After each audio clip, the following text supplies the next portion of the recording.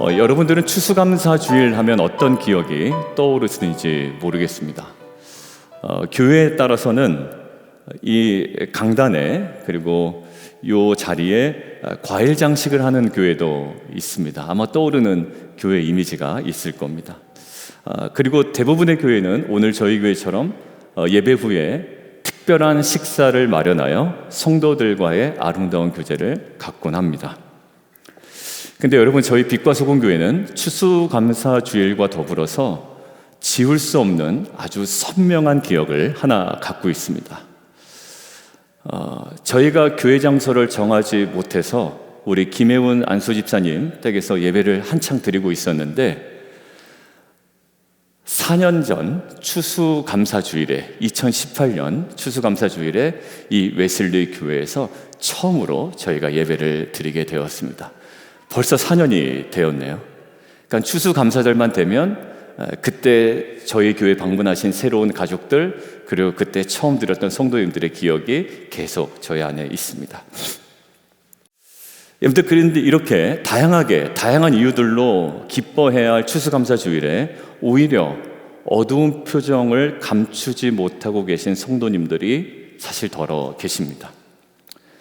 바라고 원했던 그리고 예상했던 일들이 제대로 이루어지지 않았거나 그 반대로 전혀 예상하지 못했던 사고나 질병이나 자녀의 문제나 경제적인 어려움을 당하신 경우가 있기 때문입니다. 결국 크고 작은 시련 가운데 있기 때문에 사실 감사가 잘 안 나오는 겁니다. 이런 상황에 있는 성도님들에게 범사에 감사하십시오 라는 목회자의 설교와 이 추수감사주일의 이 따뜻한 분위기는요, 오히려 마치 자기에게 감사할 것이 없는 자기에게 감사를 강요하는 어떤 그런 부담으로 다가올 때가 있습니다. 더군다나 범사에 감사하라라는 이 데살로니가전서 5장 18절 말씀은 단순한 권유나 어떤 권면이 아니라 또 명령형이거든요. 그러니까 그날따라 목사님이 데살로니가전서 5장 18절에 범사에 감사라는 이것은 명령형입니다 라고 또 강하게 설교라도 하기만 하면 감사할 수 없고 감사하기 싫은데 감사하라고 강요하고, 만약 화난 표정으로 저는 이러이러한 감사의 제목이 있습니다 라고 제대로 표현을 못하면 마치 믿음 없는 사람 취급을 받으니까 오히려 감사절만 되면 감사에 대한 거부감이 드는 그런 현실도 사실 우리에게는 가능한 일입니다. 그런데 오늘 본문을 보니까 야고보는 고난과 시련을 맞고 있는 흩어진 교회와 성도들에게 여러 가지 시험을 당하거든 어떻게 하라고요? 온전히 기쁘게 여기라 라고 이야기합니다. 또 마음이 어려워지시나요?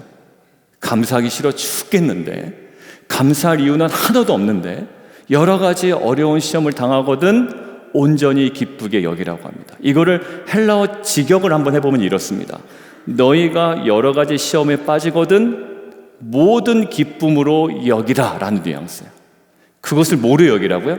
모든 기쁨으로 여기라는 거예요. 자, 그러면 시험과 시련을 당할 때에 우리가 기뻐하고 감사해야 하는 이유가 무엇인지, 왜 그래야만 하는지 성경이 이야기하는 그 지점으로 함께 들어가 보려고 합니다. 집사님, 소리 조금만 낮춰주시겠어요? 아주 조금. 자, 첫 번째입니다. 우리 함께 봉독하겠습니다. 시작. 여러분들, 부모님들 중에서는요, 자녀를 향해서, 여러분들의 사랑하는 자녀를 향해서 육체적이든 정서적이든 성장이 제발 멈췄으면 좋겠다라고 바라는 부모님들은 정말 한 사람도 없을 겁니다. 끊임없이 자녀들이 성장하기를 원하고, 육체적 성장이 멈췄을지라도 내면이 더 깊어지고 풍성해지기를 사실 우리는 원하고 있습니다. 끊임없이 성장하기를 원하고, 끊임없이 온전해지기를 원하고 있죠. 결국 다양하게 이 자녀들이 다양한 모습으로 또 다양한 방식으로 날마다 온전해지면 좋겠다라는 것이 자녀를 향한 부모의 한결같은 마음입니다. 근데 부모만 그럴까요? 사실 이 부모의 마음은 어디서부터 왔냐면 하나님으로부터 왔기 때문에 우리들을 향한 하나님의 마음이 이와 똑같습니다. 자, 오늘 4절을 보면 2번 반복되는 단어가 있는데 온전히 이루라, 그리고 온전하고, 이런 표현이 있습니다. 헬라어가 이렇게 되어 있더라고요. 한번 볼까요? 텔레이오스라는 헬라어예요. 그런데 이 텔레이오스라는 헬라어하고 좀 비슷한 표현이 하나 우리가 기억나는 게 있습니다. 예수님께서 십자가에서 모든 것들을 사역을 마치시고 이 말씀하셨죠. 테텔레스타이라고 하셨습니다. 다 이루었다라는 거예요. 여러분들 이 두 개가 지금 같은 어근에서 나왔거든요. 자, 그래서 학자들의 의견을 빌려서 제가 말씀드리면 지금 야고보에서 강조되고 있는 온전함은 내가 좀 돈이 없는데 돈이 생겨서 온전해지거나 내 성격에 좀 결함이 있는데 성격이 조금 온순해지거나 하는 그런 것도 물론 포함되지만 지금 야고보서에서 강조하고 있는 이 온전함의 근원적인 그 스탠스가 어디 있냐면 종말론적인 온전함이라는 거예요. 결국 하나님께서는 우리를 구원하신 이후에 자, 이제 나중에 천국에 보자 라고 남아있는 기간 동안 우리를 그냥 내버려 두지 않으십니다.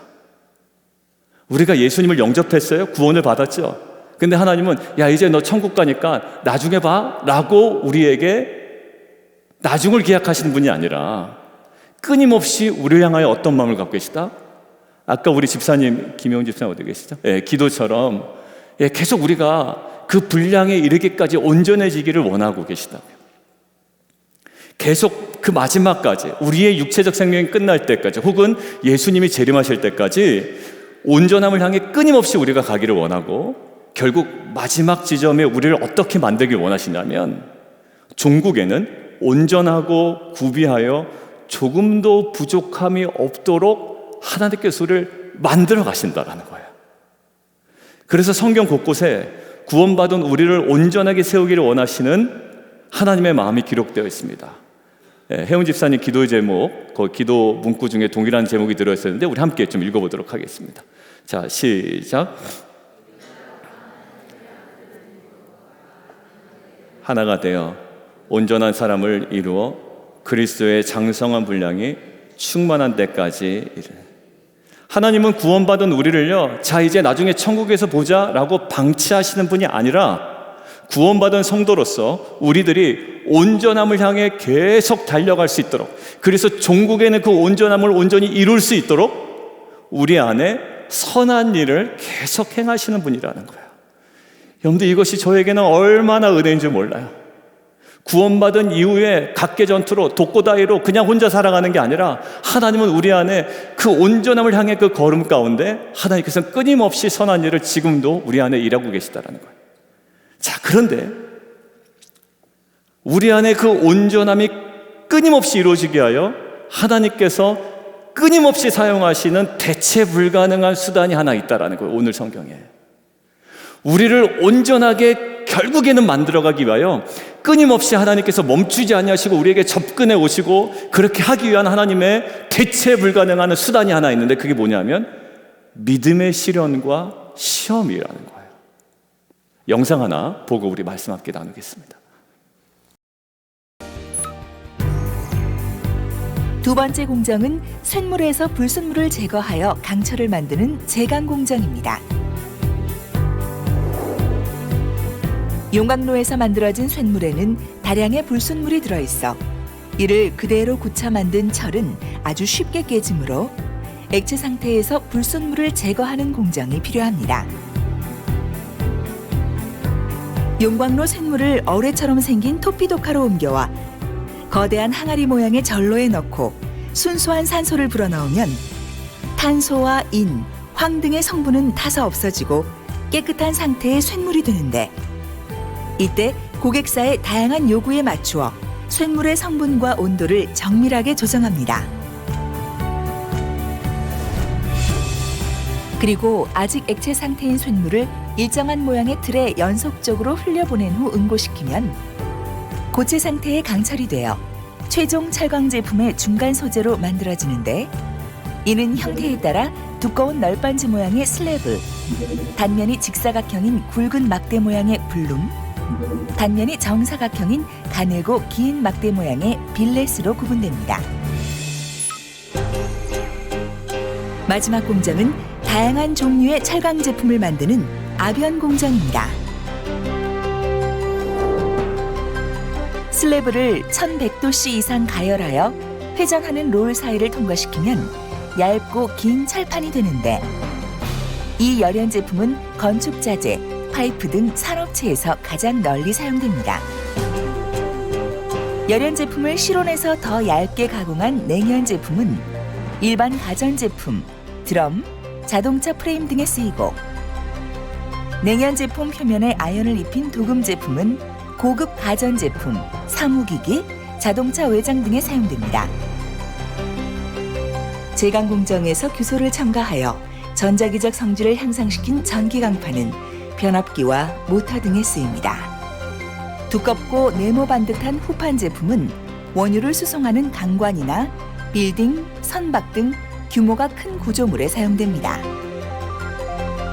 빌렛을 1000도씨 이상 가열하여 원형의 홈을 가진 롤을 통과시키면 가늘고 긴 선재 제품이 되는데, 이는 자동차 타이어 코드, 교량용 와이어, 피아노 현, 해적 케이블 등에 사용됩니다.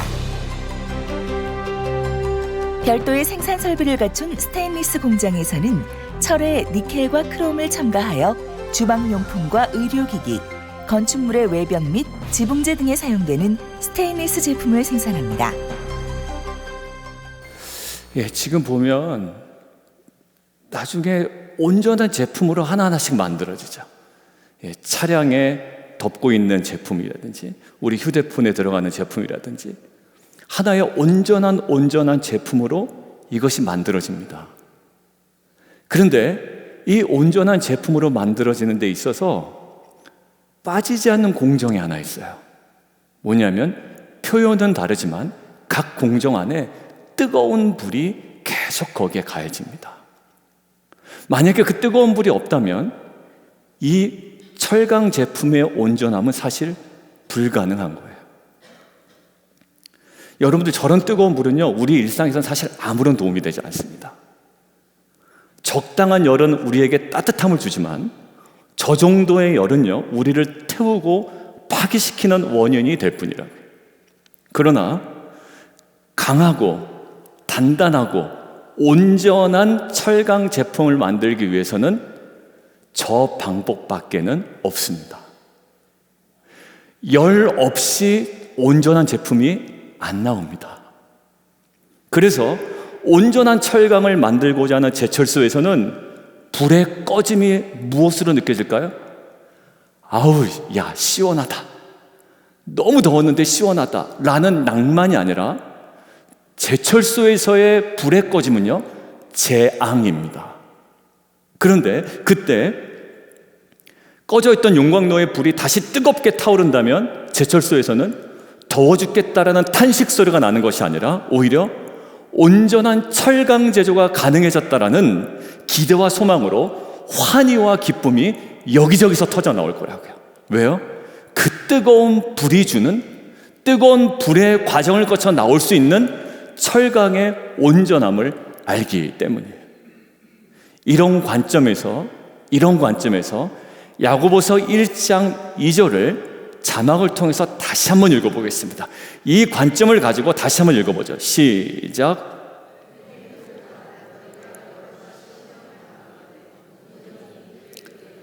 예, 여러분들 온전히 이길 수 있겠습니까? 온전히 기쁘게 여길 수 있겠습니까? 무슨 의미였다고요? 모든 기쁨으로 여기라라는 거였어요. 옆에 계신 가족들과 함께 인사를 나누겠습니다. 여보, 엄마, 아빠, 얘들아, 이렇게 명칭은 다 다르겠지만 옆에 계신 분들과 시험을 당하면 이제는 모든 기쁨으로 여기고 감사합시다. 이렇게 인사 나눌까요?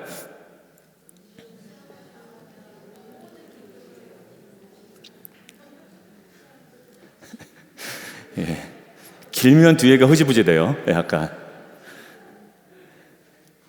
동일한 메시지가 베드로전서에도 있습니다. 베드로전서 우리 함께 볼까요? 동일한 메시지 함께 읽겠습니다. 시작.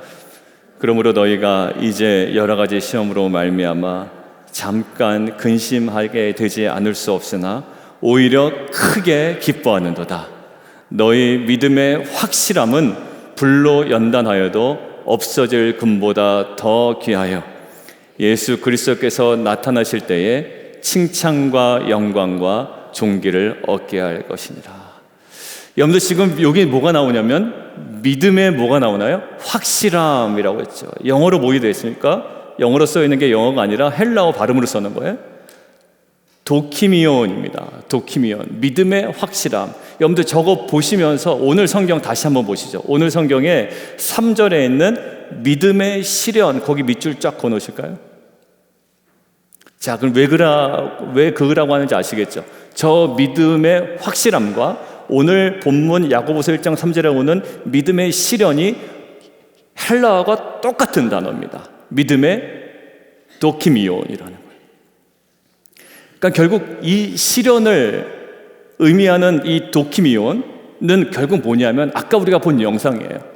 광석에서 순수한 금이나 은을 뽑아낼 때 거치는 과정이라는 거예요. 그냥 긁어내서 내는 게 아닙니다. 광석에서 금과 음을 뽑아낼 때 뜨거운 불을 가하고 불순물이 제거될 때까지 계속 반복하는 과정이에요. 이 반복되는 과정은 결국 무엇을 만들어낼까요? 온전함을 만들어냅니다. 결국 이 시련의 과정이 기쁨이 되는 이유는 뭘까요? 불순한 것이 제거되고 순전하고 온전해지기 때문입니다. 그리고 그 방법밖에는 없습니다. 그러니까 시련과 시험이 올 때 우리가 어떻게 해요? 모든 기쁨으로 여기라고 지금 얘기하고 있는 거예요. 제철소에 지금 불이 나갔을 때 오히려 사람들이 불안해하고 뜨거운 불이 임했을 때에 오히려 환희와 기쁨에 지금 들썩들썩거리는 것처럼 그 뜨거운 불이 임할 때 우리가 어떻다고요? 오히려 온전히 모든 기쁨으로 그것을 여기라는 거예요. 그러고 보니까 야곱도요, 아브라함도 요셉도 처음부터 온전한 사람이 아니었습니다. 기근이 닥치면 애굽으로 무작정 내려갔던 아브라함이고 자신이 죽을까 싶어 아내를 누이라고 속였던 사람이고 야곱은 속이는 버릇을 버리지 못해 에서를 피해 도망 다녀야 했던 사람이었습니다. 그러나 그들은 한결같이 온전한 사람으로 빚어지는데요, 거기에 중요한 과정이 있습니다. 뭐였을까요? 하나님께서 모든 양탄자를 깔아놓고 편안한 자를 인도하신 거 아니라 때마다 그들에게 주시는 믿음의 시련이 있었다는 거예요. 도키미온이에요. 믿음의 시련은 뭐라고요? 계속 단련하여 더 정금과 같이 더 순수하게 더 온전하게 만들어가시는 하나님의 대체 불가한 은혜의 수단이었다라는 거예요. 그러니 그 불같은 시험을 어떻게 여기라? 온전히 기쁘게 여기라. 그래서 시험과 시련 때문에 감사할 수 없는 우리에게 땡스기빙이라고 왔지만 여러 가지 일도 풀리지 않았는데 내가 왜 감사해야 되나 라고 생각하는 저와 여러분에게 베드로 사도는 이렇게 얘기합니다. 함께 읽겠습니다. 시작.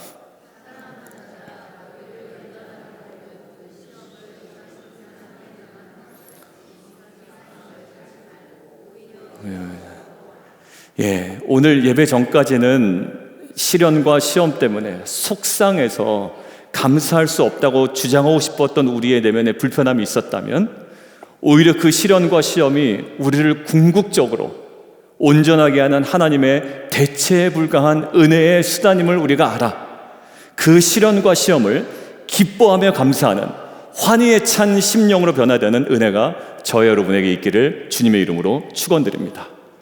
자, 그러면 우리는 오늘 말씀을 통해서 하나님께서 결국 그 과정을 거쳐서 우리를 온전하게 하신다라는 것을 알았습니다.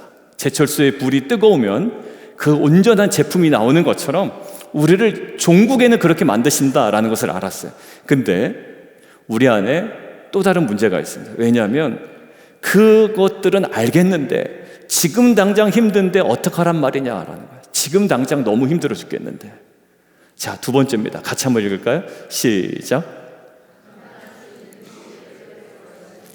오늘 본문 1장 5절 함께 읽도록 하겠습니다. 1장 5절. 자, 시작. 흠지 지혜가 부족하거든 모든 사람에게 후히 주시고 꾸짖지 아니하시는 하나님께 구하라. 그리하면 주시리라. 여러분들 야고보서를 연구한 많은 학자들의 의견에 공통된 의견이 하나 있는데요, 전부 다는 아니에요. 그런데 대다수의 학자들이 공통적으로 딱 동의하는 부분이 있는데 4절과 5절은 문맥상으로도 그렇고 부족함이라는 단어로 두 개는 아주 견고하게 연결되어 있다는 거예요. 4절에 어떤 부족함이 있습니까? 조금도 부족함이 없게 하려 합니다 라고 되어 있고, 5절은요, 지혜가 부족하거든. 예, 그렇죠. 예, 그 부족함이라는 단어로 강하게 연결되어 있고, 문맥상 갑자기 실현과 시험을 얘기하다가 일반적인 지혜로 흘러갈 리는 만무하다라는 거예요. 자, 그러니까 5절에 있는 지혜를 무엇으로 보냐면, 5절에 있는 지혜는 그냥 일반적으로 우리가 이 세상을 살아가는 지혜가 아니라 실현과 시험을 감당하는 능력으로서의 지혜를 이야기한다라는 거예요. 사랑하는 성도 여러분, 하나님께서 믿음의 시련을 통해서 종국에는 우리를 온전하게 하신다고 믿습니다. 그리고 우리가 저 철강 제품을 보니까 그래요. 그 불에 들어갔다 나왔다 계속 불을 가하면 가할수록 제품이 더욱더 온전해집니다. 그러니까 불시험을 당할 때 우리가 온전함을 기다리며 소망하며 바랄 수가 있어요. 그런데 그것은 알지만 저와 여러분이 사실 시련 때문에 막막할 때가 있습니다. 몰라서가 아니에요. 하나님께서 결국 행하실 거를 몰라서가 아니라 알면서도 그 시련 앞에 저와 여러분이 막막할 때가 있단 말이에요. 성도님, 결국 하나님께서 행하실 겁니다. 목사님 알죠? 그런데 너무 지금 막막해요 라고 얘기하는 경우가 있습니다. 사실 저도 그렇고 여러분도 그렇고 이것으로부터 사실 자유로울 사람은 아무도 없거든요. 그때 우리가 망설이지 말고 또 낙심하고 낙담할 에너지가 조금이라도 남아있으면 오늘 오는 말씀을 우리에게 도전하는 거예요. 그 힘과 에너지를 가지고 하나님 아버지 앞에 나아가 믿음으로 지혜를 구하라는 거예요. 어떤 지혜? 그 시련과 시험을 감당할 수 있는 능력으로서의 지혜를 하나님께 구하라는 거예요. 하나님, 지금 저 완전 다운됐습니다. 일어날 수 있는 지혜를 허락해 주십시오. 우리가 구하면 하나님께서 부족함 없이 그 지혜를 우리 가운데 부어주실 줄 믿습니다. 여러분들 4절, 그래서 5절이 그런 거예요. 누구든지 지혜가 부족하거든 모든 사람에게 후히 주시고 꾸짖지 아니하신 하나님께 구하라. 그리하면 감당할 수 있는 지혜를 주시겠다라는 거예요. 여러분들 마태복음 7장 7절에 이렇게 나와 있습니다. 구하라, 뭐 하라고요? 그리하면 너희에게 주실 것이요, 찾으라, 그리하면 찾아낼 것이요, 문을 두드리라, 그리하면 너희에게 열릴 것이니 구하는 이마다 받을 것이요, 찾는 이는 찾아낼 것이요, 두드리는 이에게는 어떻게 된다고요? 열린다고요. 여러분들, 하나님께서 결국에 온전함을 이루신다는 거 우린 다 합니다. 근데 문제는 그 앞에 막상 서면 막막해지는 거예요. 근데 그때 낙심하고 낙망할 에너지가 조금이라도 남아있으면 구하면 주신다는 오늘 1장 5절의 말씀을 가지고 이 모든 시련과 시험을 감당할 수 있는 능력으로서의 지혜를 구함으로 말미암아 그 지혜가 온전히 우리에게 부어져 정말 종국에 이루어질 그 영원한 그 온전함 이외에 오늘 하나님께서 우리를 새롭게 하신 그 은혜 속에 우리가 믿음으로 걸어가는 저와 여러분 되기를 주님의 이름으로 축원드립니다. 여러분, 믿음의 시련, 도키미온, 결국 우리를 온전하게 하시려는 하나님의 계획을 아는 자로서 시련을 감당하는 지혜를 믿음으로 구하고 그 지혜로 말미암아 끝까지 믿음의 경주를 감당해내는 빛과 소금 교회 저희 모든 성도들 되기를 주님의 이름으로 축원드립니다. 자, 오늘 말씀을 이제 좀 정리해 가겠습니다. 말씀의 첫 부분에 오늘 누군가에게는 이 추수감사 주일이 마치 감사를 강요받는 날처럼 여겨질 수 있다라고 얘기했습니다. 당장 어제만 해도 안 좋은 일이 있었고 오늘 아침만 해도 싸웠고, 여러분 혹시 그런 가정이 있으신가요? 오다가 또 싸우신 가정 있어요? 오늘 아침만 해도 안 좋은 일이 있었고 어제만 해도 그렇고, 그런데 추수감사주라서 집사님 오늘 감사 참 넘치죠? 지금 뭔 소리 하는 겁니까 목사님? 오히려 막 그렇게 제발 강요하지 말라라는 표정으로 저에게 얘기할 때도 있어요. 이유는 뭘까요? 지금 당하고 있는 시련 때문입니다. 그런데 아까 제철소 영상을 함께 신청했지만 제철소의 뜨거운 불은 낙심과 절망이 될 수 없습니다. 오히려 그 뜨거운 불은요, 모든 사람에게 환희와 기쁨이 됩니다. 다른 이유는 없습니다. 뜨거운 불을 통해서만 온전한 철강이 제조될 수 있기 때문입니다. 마찬가지예요. 우리가 현재 당하고 있는 믿음의 시련은 우리의 온전함을 간절히 바라고 계신 대체 불가능한 하나님의 은혜의 수단이기 때문입니다. 다른 것으로 주면 좋겠죠. 그러나 그것으로만 가능합니다. 다시 한번 1장 2절 그리고 5절 말씀을 제가 준비한 세 번역을 통해서 함께 읽어보도록 하겠습니다. 자막으로 우리 순차적으로 읽겠습니다. 시작.